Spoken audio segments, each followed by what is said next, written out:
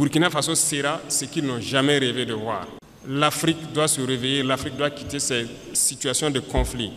On nous a assez manipulés, on nous a assez mis en conflit les uns contre les autres pour nous piller. Deuxième chose, ce sont les banquiers. Aujourd'hui, ça nous revient encore beaucoup que beaucoup de banquiers refusent d'accompagner ceux qui gagnent des marchés de l'État et tout ça. Bon, on est là-dessus, il faut que les gens changent de fusil d'épaule. Parce qu'il y a un banquier dans la salle, je ne sais pas, hein. Il n'y en a pas, d'accord. Donc vous les rapporterez, les banquiers. Il faut que ça change, parce que beaucoup de banques fonctionnent avec l'argent de l'État. On a demandé aux banquiers de rétrocéder une partie, donc c'est ce qu'on appelle les dépôts à terme, les DAT. Ce sont les sociétés d'État qui déposent leur argent dans les banques. On veut notre argent pour faire du travail. Les gens trouvent qu'ils ne peuvent pas donner l'argent parce que ça va affaiblir leur banque. Mais chaque année, les banques ont réalisé tant de milliards d'intérêts nets. L'autre jour à la télé, j'ai regardé une banque qui fait aussi des milliards d'intérêts, ils se partagent. Non. Soit on se comprend vraiment autour d'une table, ou bien nous on va passer à une autre méthode. Quel discours puissant et inspirant! Ce message du leader burkinabé est un véritable appel à l'éveil des consciences africaines.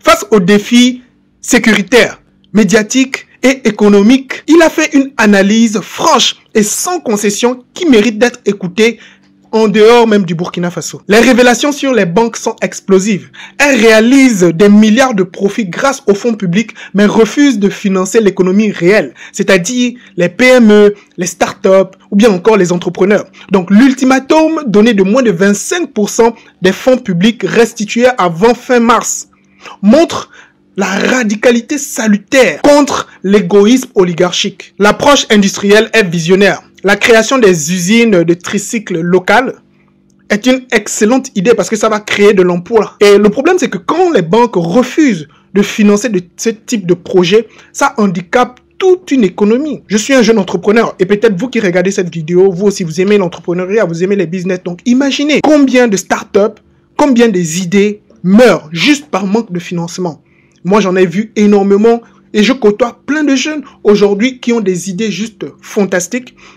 Mais malheureusement, par manque de fonds ou bien par manque d'accompagnement, ils n'arrivent même pas à réaliser quoi que ce soit, même pas un prototype. Donc c'est vraiment dommage. Camarades, bonjour à tous. J'avoue que c'est un réel plaisir donc d'être là ce matin pour avoir ces moments d'échange avec vous, partager la chaleur humaine donc, de nos frères, sœurs, papa et maman donc, de la région du plateau central. Mais je souhaiterais qu'on puisse rendre un hommage vibrant à ceux-là qui se battent au front, qui nous permettent, nous, de nous retrouver ici, d'échanger et de voir les perspectives pour notre patrie. Et je voudrais qu'on observe une minute de silence pour la mémoire de ceux qui ont laissé leur vie dans cette bataille.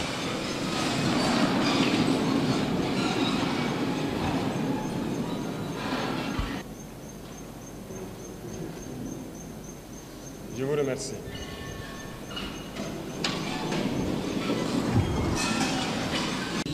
Ça fait bientôt 10 ans que nous sommes dans cette situation de guerre et je pense que vous suivez l'évolution au fur et à mesure. Et j'espère que tout le monde est conscient que nous ne sommes plus dans une guerre de terrorisme, mais dans une guerre d'indépendance. Et il faut que chacun comprenne que c'est une logique pour les impérialistes de nous imposer cette guerre. Normalement, chaque leader, chaque dirigeant devrait se battre pour son pays. C'est une logique. Ils se battent pour leurs intérêts et nous devons nous battre aussi pour nos intérêts. Si nous arrivons à nous développer, à prospérer, ce qui veut dire que là-bas, ils ne pourront pas se développer. Ils vont devoir régresser. Si nous arrivons à transformer demain nos matières premières, ça veut dire que là-bas, des usines vont fermer. Est-ce que vous comprenez la logique? Donc c'est normal qu'ils se battent pour mélanger notre société, pour nous maintenir dans cette guerre constante et qu'on ne puisse jamais réfléchir un jour se développer. Et là, ils continueront à se développer eux et nous serons toujours là à exporter vers eux nos matières premières et notre jeunesse en train de souffrir dans la misère, chercher à traverser l'océan pour aller mendier là-bas. Donc, ils sont dans leur logique de protéger leurs intérêts, de la mauvaise façon certes, mais nous, notre devoir c'est de nous battre pour nous affranchir et nous sortir de cette situation. Plusieurs opérations sont en cours. Il y a des zones abandonnées depuis plusieurs années que nous avons reconquis. Nous sommes en phase de consolidation et nous poursuivons nos manœuvres jusqu'à nos frontières. Dans quelques jours, vous serez bien sûr au courant de tout ce qui a pu être récupéré et nous allons nous implanter dans ces zones pour toujours. Nous n'allons pas reculer, nous allons récupérer la totalité de notre territoire. Cela va se passer de façon progressive. Il y a peut-être des régions qui sont aujourd'hui, qui semblent ne pas voir certains actes, mais la guerre, c'est de manière évolutive. Nous allons blanchir totalement des zones et arriver au fur et à mesure. Et resserrer l'étau sur ces gens, c'est comme je le dis, ils n'ont que de choix, soit de comprendre le message, revenir à la patrie, ou bien ils vont disparaître. Dans ce combat que nous menons aujourd'hui, le plus dangereux, c'est la guerre de communication. Et je pense que ce n'est pas la première fois. Et aujourd'hui, je pense que les Burkinabés, les Africains doivent avoir compris qu'est-ce que c'est que la guerre de communication. Malheureusement ou heureusement pour nous, l'impérialisme, comme disait Thomas Sankara, est un mauvais élève. Un très mauvais élève parce que vous avez beau le chercher de la classe, il va revenir avec les mêmes méthodes. Ils ne peuvent pas changer. Et souvent, ça devient du ridicule. Quand vous prenez aujourd'hui les médias impérialistes, vous voyez ce qu'ils publient. Ils ont procédé par la même méthode pour mettre le feu au Rwanda, par la même méthode pour détruire le Soudan, par la même méthode pour détruire l'Afrique. Ça ne va pas prendre. Et aujourd'hui, je pense que vous êtes bien conscients, ils sont très forts dans manipuler l'information, créer du faux tout autour. Et tenez-vous bien, ces mêmes médias, je le dis aujourd'hui haut et fort, surtout Jeune Afrique, nous ont courtisés au tout début, 2022-2023. Ils sont passés par plusieurs canaux pour nous aborder, pour nous faire payer et laver notre image, comme ils le disent. Nous avons refusé, ils ne peuvent pas le nier parce qu'on a les preuves chez nous. Ils ont envoyé des gens, c'est comme ça qu'ils fonctionnent. Et beaucoup de chefs d'État tombent dans leur piège, ils versent de l'argent chaque mois pour qu'on publie des articles pour laver leur image. Non, c'est dangereux. Ils ne vivent que de ça. Vous payez l'argent, ils mentent, ils lavent votre image. Vous refusez, ils mentent pour détruire votre image. Mais toute l'Afrique doit être mise au courant. Et si l'Africain veut évoluer, c'est d'arrêter d'écouter ces médias mensongers. Parce que tant que vous serez là à écouter une mauvaise information, ça finit par devenir une réalité. Et c'est très dangereux pour nous. La désinformation bat son plein. À notre niveau, on vit ça tous les jours.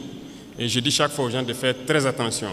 Tout ça divisé pour mieux régner. Donc, il faut que tout un chacun à son niveau puisse, en tout cas, percevoir les manœuvres de l'impérialisme, pouvoir conseiller l'autre et qu'ensemble, nous restons unis pour construire notre pays. Nous, notre mission, c'est cela. Et nous allons construire le Burkina Faso. Le Burkina Faso sera ce qu'ils n'ont jamais rêvé de voir. L'Afrique doit se réveiller, l'Afrique doit quitter ces situations de conflit. On nous a assez manipulés, on nous a assez mis en conflit les uns contre les autres pour nous piller. Aujourd'hui, au Burkina Faso, ils ont une certitude. Le terrorisme, c'est presque fini. Qu'est-ce qu'il faut faire? Soit créer une rébellion ou créer une guerre civile. C'est ça. Et ils sont dans la manœuvre pour ça. On les attend. Et il faut que chacun, à son niveau, fasse attention.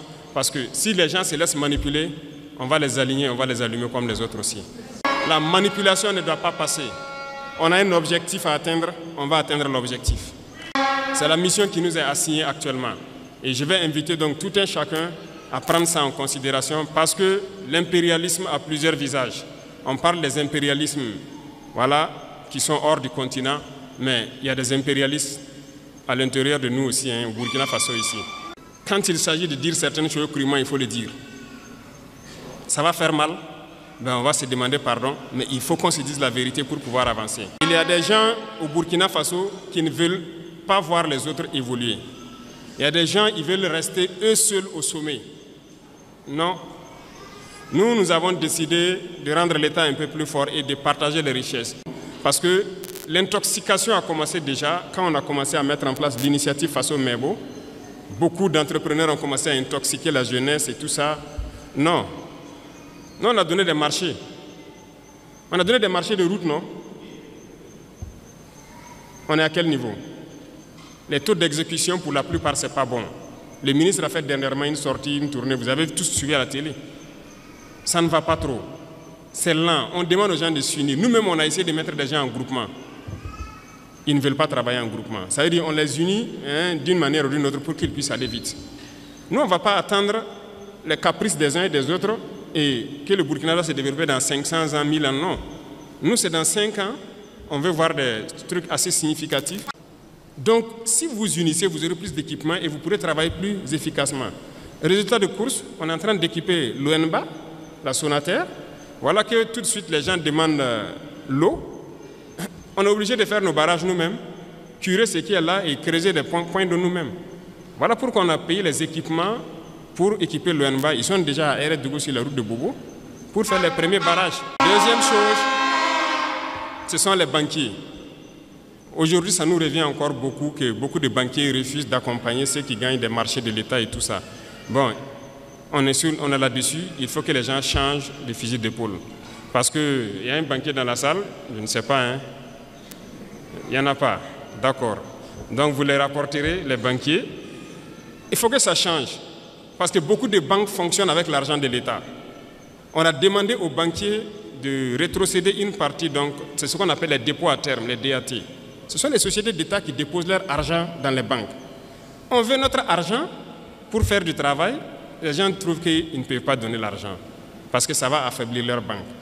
Mais chaque année, les banques ont réalisé tant de milliards d'intérêts nets. L'autre jour à la télé, j'ai regardé une banque qui fait aussi des milliards d'intérêts et se partagent. Non.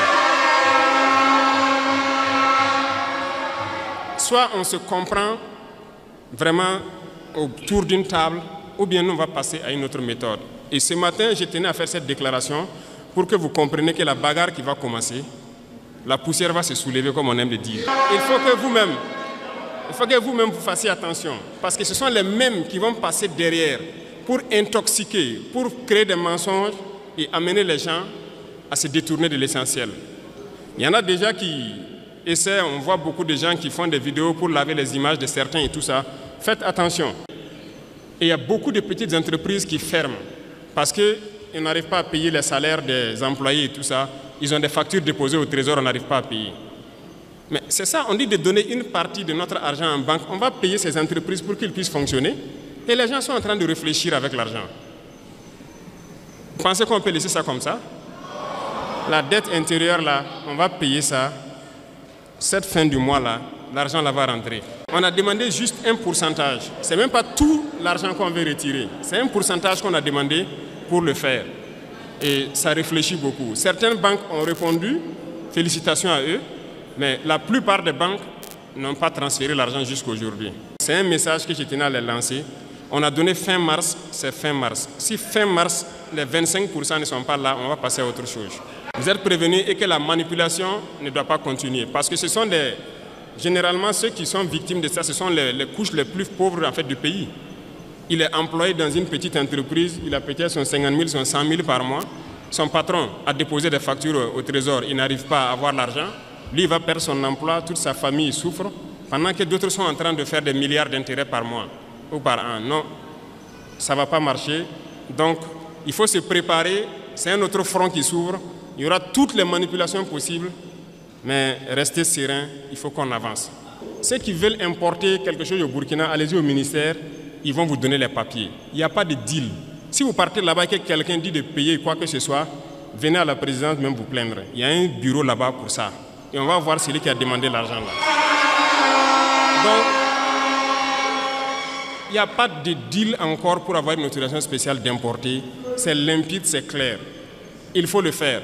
Ceux-là aussi qui importent, qui viennent cacher aussi dans les magasins pour qu'il y ait l'inflation, je vous en prie, dénichez-les et dites-les d'arrêter. On ne paye pas venir cacher, attendre qu'il y a le manque pour sortir et puis mettre des prix assez élevés. Ils n'ont qu'à arrêter ça. Je pense que le ministère a lancé pour dénicher les magasins que les gens ont construits dans les non-lotis là, pour stocker. Ah, si on prend là, on va vendre gratuitement et verser au trésor. C'est ce que j'ai donné comme instruction. Donc, déclarer les magasins et on va avancer. Donc, je compte sur vous, messieurs les opérateurs économiques, pour que, au sein de vous, que vous vous conseillez et que ce genre de situation-là n'arrive pas. Les gens retiennent. Ils attendent qu'il y ait le besoin et maintenant ils sortent, ils mettent un prix pour avoir... Ça, c'est même pas bon. C'est pas bon. Je ne pense pas que c'est une fortune que Dieu va bénir. Il faut qu'on fabrique beaucoup de choses sur place. Moi, je suis persuadé que ce soit tricycle électrique ou motorisé, on peut fabriquer. Donc, on veut donner de l'espace à nos jeunes talents pour s'exprimer. En fait, on est en train de vouloir construire un grand centre où on va faire passer des gens et les accompagner pour s'installer. Et ce sont des gens qui vont voir tout ce que nous consommons au quotidien. Qu'est-ce qu'on peut fabriquer au Burkina? Et je sais qu'il y en a des talents un peu partout au Burkina. L'application sera lancée dans peu de temps pour que les jeunes talents s'inscrivent. Dans ce centre-là, on mettra tout en œuvre pour avoir toute la machinerie nécessaire et encadrer les jeunes. Là, s'ils finissent, ils sortent, ils peuvent créer quelque chose. S'il plaît à Dieu, on va mettre une unité de cuir dans la zone de Kaya pour transformer beaucoup de choses sur place nous-mêmes et créer tout ce que nous avons besoin. Tant qu'on ne va pas arriver à cette étape et qu'on va continuer à payer dehors, notre richesse ne va pas nous profiter. Il faut qu'on change de paradigme dès maintenant. C'est là qu'il y a l'emploi. C'est là que les gens vont travailler et c'est là notre vraie indépendance. Le dernier point, qui sont donc nos camarades élèves et étudiants, qui ont beaucoup de doléances. En tout cas, je peux vous assurer qu'on connaît tous vos problèmes. On va faire des cités universitaires. Et même les questions des restaurants, de bourses, intermédiaires, tout ça sont des problèmes qu'on connaît. Mais c'est petit à petit. On ne peut pas régler ça tout de suite. Vous avez déjà la construction de la cité ici, c'est ça, le bâtiment administratif. On espère que l'année prochaine ou plus tard, on va lancer la cité universitaire, agrandir les capacités des restaurants universitaires, augmenter le nombre de plats et pour finir la question des bourses. Parce que nous travaillons à maîtriser actuellement les dépenses militaires pour pouvoir injecter dans notre éducation. Parce que l'éducation, c'est la clé. Donc, on ne vous a pas oublié tous ces problèmes cités. Je parlais donc même des laboratoires au ministre. Je dis de trouver un standard, un certain nombre d'équipements minimum et on va construire des laboratoires dignes de ce nom dans nos universités. Parce que des gens vont venir faire une filière scientifique, aller sortir, même microscope, il n'a pas pu regarder une cellule végétale au microscope. Ce n'est pas possible. Oui, nous tous on a fait les séries scientifiques. Pour avoir accès au petit laboratoire, vous rentrez s'il n'y a que 7 ou 8 microscopes. Peut-être même tout ne fonctionne pas. Tout le monde ne peut pas avoir accès. C'est la réalité, c'est toujours ça. Donc, il est là-dessus. On veut créer des laboratoires types dans beaucoup de nos universités. Vous ne pouvez pas venir et ne pas pouvoir avoir accès à un certain minimum d'équipements scientifiques de laboratoire pour faire vos tests et vous familiariser. C'est dans ça qu'on peut créer. Si on n'a pas développé ce volet laboratoire, on a des théoriciens qu'on crée. Et j'étais surpris même d'apprendre que même au niveau de nos chercheurs, il n'y a pas de microscope électronique à balayage au Burkina. Depuis que le Burkina existe, il n'y a pas ça. Et j'ai demandé au ministre, j'ai dit, mais comment vous faites donc la recherche? On est obligé d'aller à l'extérieur, louer des laboratoires, payer de l'argent pour faire. Pendant que le microscope électronique à balayage, je ne pense pas que ça coûte le milliard. Et comment on ne peut pas le faire? Actuellement, on est en train de payer ça pour installer au Burkina, pour qu'on puisse faire tout sur place ici. Donc, j'espère que d'ici là, tout ça sera opérationnel et que ça puisse profiter donc, aux étudiants même, aux chercheurs, aux scientifiques, pour pouvoir avancer dans leurs recherches. Les salles informatiques et tout ce qui s'ensuit. Donc, on va voir tout ce qui est possible. Le ministère même avait déjà lancé pour acquérir un certain nombre d'ordinateurs pour que les étudiants puissent avoir les salles de façon bien équipée. Et c'est fait avec le Burkinabé, c'est ça? Il y a une unité burkinabé qui fabrique des ordinateurs. Donc, on a fait une convention la dernière fois pour pouvoir payer beaucoup d'équipements avec lui et équiper nos centres universitaires. Et vous aurez donc accès normalement à ces salles-là pour que vous puissiez faire vos recherches. Et l'Internet, je pense que ça, c'est en train de s'améliorer dans beaucoup d'universités. L'Internet est là maintenant pour les recherches. On peut aller vite et très bien dans la guerre et dans le développement. Nous avons foi, nous ne perdons jamais espoir, nous sommes vraiment très confiants. Et tant qu'on vous voit motivé, mobilisé, c'est notre carburant comme ça. On ne se fatigue jamais, on va continuer d'avancer dans ce sens-là. Et je disais donc à tous les ministres, j'ai dit de serrer la ceinture. Depuis qu'on est là, il n'y a pas de vacances gouvernementales. Ça travaille 24 sur 24. L'ALT aussi, c'est ça. Il n'y a pas de vacances pour que des députés aillent se coucher au village. Il faut travailler 24 sur 24, 12 mois sur 12. Donc on est dans ce rythme. Tant que les soldats au front n'ont pas de repos, il n'y a pas de raison que derrière on ait du repos. Et j'invite donc toute l'administration à se mettre au pas ainsi pour accompagner donc les forces vives dans tout ce qu'ils font. Et donc je pense que petit à petit il y a de la progression, on voit beaucoup de changements de comportement. Il faut qu'on arrive à totalement changer la donne. Le Burkina Faso est une référence et nous devons maintenir le flambeau très haut. Ce discours est un manifeste pour la souveraineté de l'Afrique. Pas du Burkina Faso, mais de l'Afrique. Le message final est porteur d'espoir. Le Burkina sera ce qu'il ne rêve jamais de voir. Une prophétie qui, si elle se réalise, pourra inspirer toute l'Afrique. Qu'en pensez-vous? Partagez vos impressions en commentaire. Et si tu souhaites savoir quelles sont les causes et les conséquences de la pauvreté en Afrique et comment on peut sortir de cette pauvreté, j'ai fait une vidéo récente qui s'affichera juste ici ou en haut. À ta droite, il y aura un lien. Clique et regarde cette vidéo. Sur ce, moi je te dis à la prochaine vidéo. Ciao!